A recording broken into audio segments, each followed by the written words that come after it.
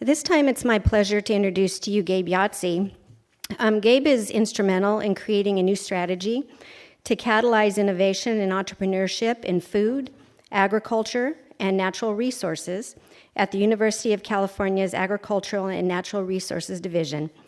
Gabe is bringing together the University of California's 100-year legacy of innovation in agriculture and natural resources in California, together with industry, technology, finance, government, all aimed at solving California and the world's challenges of food security and environmental sustainability.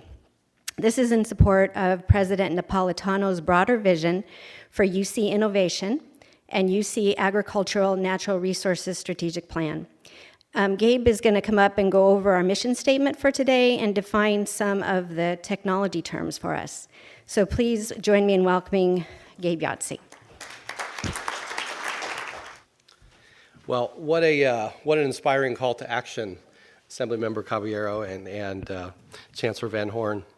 I am really excited to be here, and I get the pleasure of kind of diving into the tech a little bit and getting us just right into the mindset of solving the challenges. So I'm really excited to follow on and talk about this. And it's been really a great pleasure to partner with the Select Committee and working closely with Assemblymember Caballero and her team, with Chico State, with USDA, with West Hills College. I mean, with Western Growers. The team is here to solve these challenges. And so we have a great opportunity to capitalize on this day and create the action that we all need. So. Diving right in, Youtsey A&R and Cooperative Extension, I'm guessing that most of you are very familiar with who we are. We are really the core mission of the land-grant University of California, and that is serving the entire state. And Cooperative Extension is really that 100-year legacy of bringing science to solutions in food and agriculture and natural resources. And so very closely linked with UC Berkeley, UC Davis, and UC Riverside. But we have local offices in every county, or nearly every county, and research and extension centers, including one just right up the road in 5 Points, our West Side Research and Extension Center. So we are part of this community, part of this region, and we are part of, we want to be part of the solution to solving this challenge together here, with a ripple effect across the state. So, just to put some context around the 1 megabit upload speed that Assemblymember Caballero mentioned, this is where the UC was at, and this is where we are in some of our rural offices, and we have been for many years. So on the left there is where we started, and where a lot of our rural businesses, our rural households are, and that little horse and buggy, that's where we are. And that's where a lot of our businesses are. That's where a lot of our homes are. That's where a lot of our school kids are. That's where a lot of our farmers are. So the horse and buggy compared with our UC campuses, and this is really no joke. I mean, this is actually the difference in speed. You can't even see the steepness of the curve isn't even really steep enough. And so the divide is so massive that it's going to take really thinking outside the box to solve these challenges. And so really we need to get at least up to that box up there, but for the future we need to get even higher. So we're also working hard on ag tech, and we have a long legacy of doing amazing work in cooperative extension and really thinking about how to turn the research into practical on-the-ground solutions in our food system and for agriculture. But now technology is coming at us at an unprecedented pace. And all these technologies, from robotics to solve our labor challenges, the Internet of Things, which means all the tech stuff that's on our fields and farms, that has to all be connected up to broadband to actually work and make real-time decisions. You're going to hear a lot more about that. For us to fly drones, to do distance learning, to manage our fields, and to actually hold meetings and events in the field. Rural broadband is an implicit part of that for us, as well as it is for the community. So I find often that when we say rural broadband, we're not often crisp enough about what actually we're talking about. And so this is what rural broadband is, formally defined by the California Public Utility Commission. So we've got wired or wireline. Those are the physical cables that connect us. And most of you in your homes often have that physical connection that comes in from AT&T or Comcast or Charter, whoever it is. It's the most reliable way to connect. And ideally, everybody would be wired up and have a physical connection, either through fiber or copper or some connection. Fixed wireless. This is how most of our farms today get access to the internet, is by a fixed wireless approach. Someone has a wired line somewhere, and they beam a signal 20 miles across the valley over to the farm, and they get some level of connectivity. Usually it's not great. Sometimes it's pretty good. It's often flaky because of weather, but it is a major way that rural businesses and communities are able to get, and homes are able to get connectivity, is through this dedicated wireless connection. But it only serves kind of, you go from one point to another point. It's only serving one business, one home at a time. So it's very expensive and costly, and it takes a lot of technology and know-how to set up. Lastly, mobile wireless is our AT&T, Verizon, and T-Mobile, etc.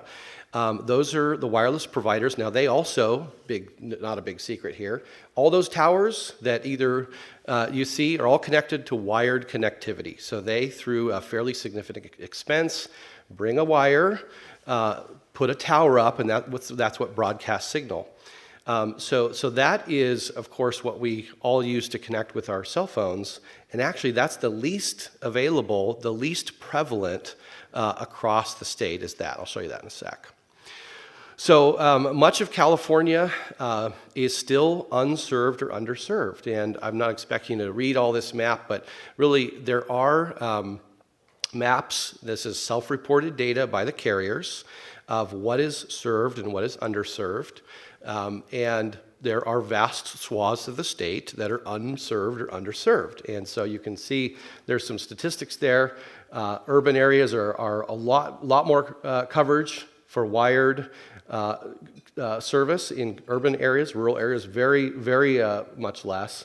Fixed wireless is the way that we often connect rural communities, because you can beam over long distances, more prevalent. And mobile is still very, very limited coverage as a percentage of the state. So we have a lot of work to do.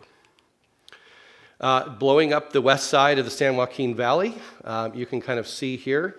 I don't think I have a pointer here, but the red dot on the left is just south of that is where we are.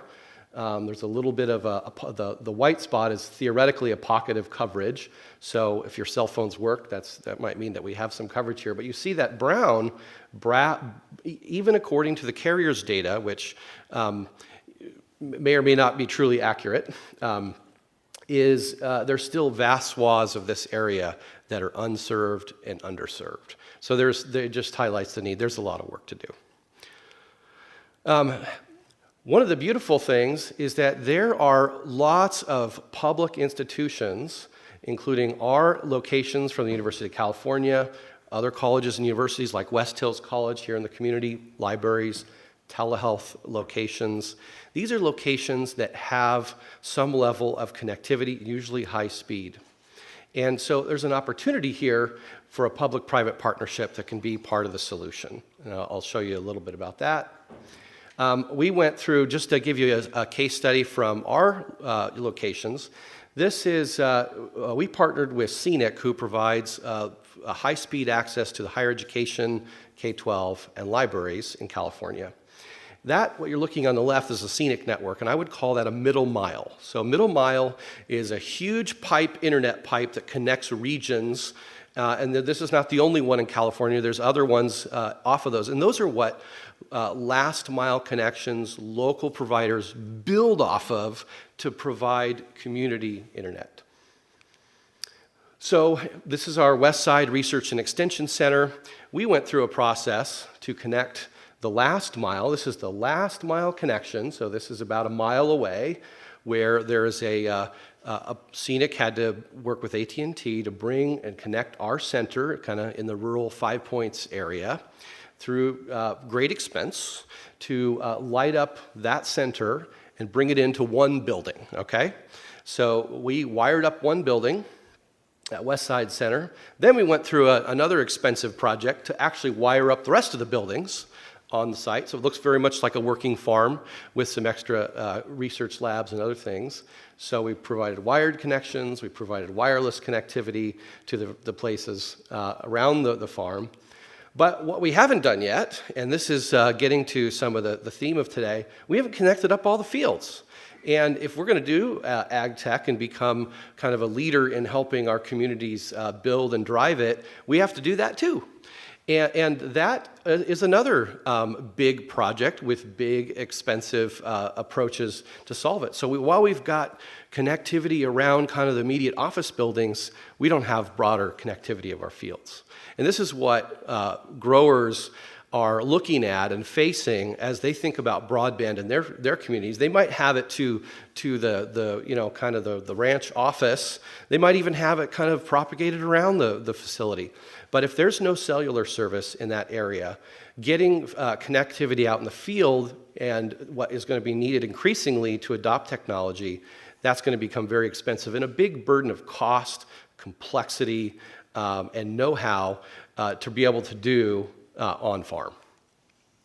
So an idea that we have, and I'd like to ask this group, and as part of our call to action to consider, how can we leverage the public investment that we've made to launch internet into our communities and become a partner as one of the solutions to help bridge the gap?